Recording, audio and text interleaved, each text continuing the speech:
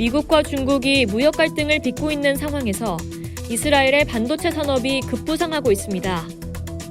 이스라엘은 미국의 동맹이지만 긴장 상황에서 오히려 중국과의 거래가 늘어나며 이스라엘 반도체 산업의 강점이 점점 더 주목받고 있는 건데요. 지난달 미국 외교 전문지 디플로매트에 따르면 미중 갈등으로 인한 반도체 산업 전반의 충격파에도 불구하고 이스라엘은 상처 하나 입지 않는 국가로 꼽혔습니다. 이스라엘의 실리콘밸리인 실리콘와디는 그중에서도 최대 수혜자로 알려지고 있는데요. 이게 어떻게 된 영문일까요? 중국은 미국의 수출 제한 조치 때문에 반도체 수입과 특허라는 커다란 벽에 부딪히자 반도체 기술을 획득하기 위해 이스라엘을 택했습니다. 중국은 실제로 이스라엘의 두 번째로 큰 무역 파트너로 부상했으며 반도체가 양국 경제 관계에 가장 많은 비중을 차지하는 분야가 됐습니다.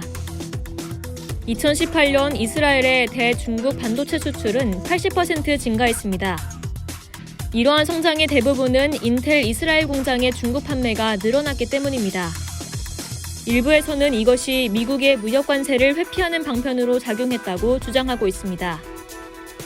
상하이에 소재한 한 반도체 컨설팅 업체 수석 애널리스트에 따르면 미국의 수출 제한에 직면한 중국 정부는 이스라엘의 협력이 이전보다 더 간절해졌다고 전했습니다. 이스라엘 수출연구소에 따르면 2018년 말까지 26억 달러어치의 반도체를 중국에 팔았는데 이는 이스라엘 반도체 전체 수출의 56%를 차지합니다. 같은 해 중국의 이스라엘 반도체용 검사 장비 구매액은 64% 증가해 4억 5천만 달러에 달했습니다. 이스라엘 반도체 산업에 대한 중국의 관심은 반도체가 세계의 핵심 기술을 장악하려는 중국의 계획에 필수적이라는 시진핑 중국 국가주석의 확신 때문입니다.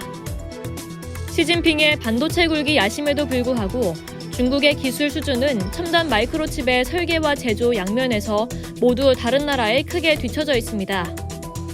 중국 내 반도체 제조업체들이 중국 내 반도체 수요의 16%만 충족시킬 뿐 매년 약 3천억 달러어치를 수입하는 세계 최대의 반도체 구매국이 됐습니다. 중국은 반도체 기술 개발을 통해 칩 설계와 생산을 자급자족한다는 목표입니다. 이 목표를 위해 이스라엘에 접근하고 있는 건데요.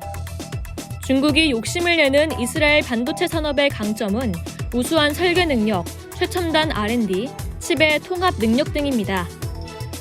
인텔의 펜티엄 MMX, 센트리노, 샌디브릿지, 샌디스커스의 최신 플래시 기술, 텍사스 인스트루먼트사의 블루투스 칩, 휴대폰용 모토로라 칩 등 세계적인 첨단 칩 중 많은 것들이 이스라엘에서 개발되고 있습니다.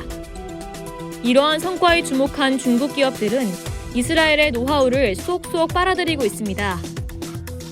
화웨이가 이스라엘 스타트업 토가 네트워크를 인수한 2016년부터 이스라엘의 R&D 센터를 운영하고 있는 게 대표적 사례입니다.